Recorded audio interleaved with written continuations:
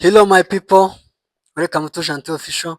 Murisanga mwese aho muherereye, abari ku mpande zose z'isi, abaherereye Aziya, Amerika y'Amajyaruguru n'Amajyepfo, Afurika, Uburayi, abo bose turabasuje aho muherereye mwese.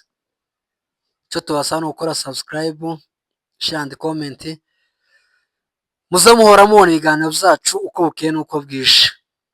Kandi iyo abantu bateye comment, bakora subscribe na share, burya baba baguteje imbere cyangwa se baba bagushigikiye, mu yandi magambo meza baba bagushigikiye. So rero mukoze ibyo ngibyo biradushimisha uko bukeye n'uko bwije. Tugira abantu bahora badukurikirana, bahora batubwira ati mwongeremo ibi n'ibi n'ibi, bikadushimisha. Rero ni umugoroba tubazaniye amakuru atariho ivumbi, amakuru meza cyane dukuye ku binyamakuru bikomeye muri Afurika ndetse no ku isi yose. Tubazaniye amakuru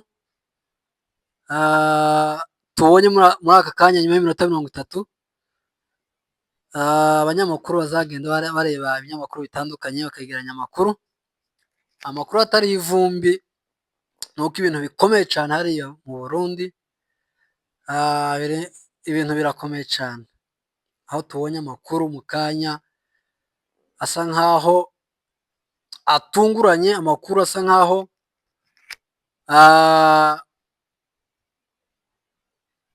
ateye ubwoba cyane. Amakuru mu Burundi rwose, abantu bari i Burundi muratwandikira comment, mutubwire ibyo tugomba kongeramo ku makuru, kuko nimwe niho muri cyane, mwebwe murahegereye.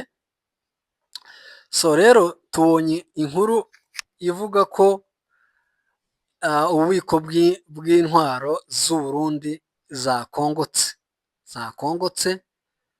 Intwaro zari zibitse kugira ngo zikoreshe mu kwica ubwoko bw'Abanyamurenge bari hariya muri Congo. Tubonye amakuru avuga ko za ntwaro bari barabitse bari kurundanya kugira ngo zice ubwoko bw'Abanyamurenge zimaze gufatwa n'umuriro wagira ngo ni wa wundi w'imperuka bazodutamo ko bakoze ibyaha.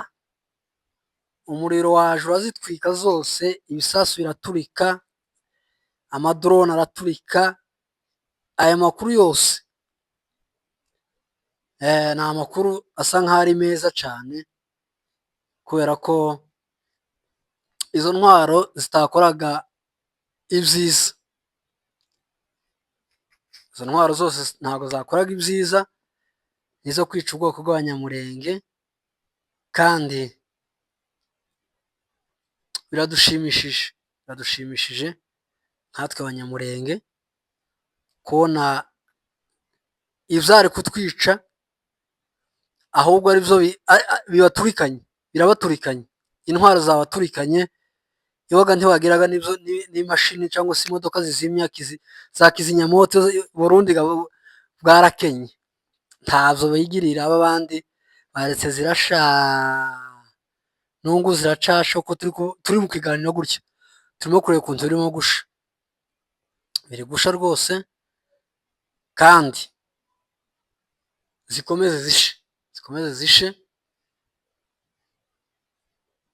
nizo nifuza, nizo Umunyamurenge wese yifuza, ushigikiye ubwoko bw'Abanyamurenge, izo Abanyamurenge bari gukorerwa na leta y'u Burundi.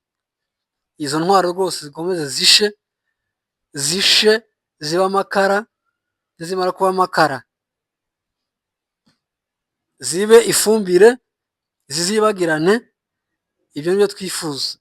Mu by'ukuri aya ni amakuru tubonye muri uyu mugoroba. Amakuru kandi ni meza, sinotinya kubivuga, ni meza. Kumva intwaro zari kugira ubwoko nabi zikongotse, aya ni amakuru meza. Kandi neva turakwihanganishije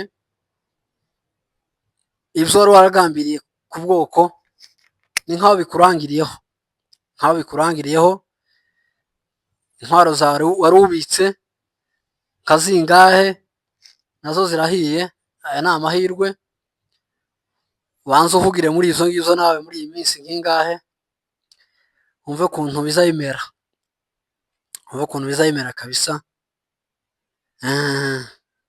Kabisa zirahiye, zirahiye rwose, zirahiye pe. Ndi kubireba abantu bari i Burundi, muhumure rwose, muhumure rwose.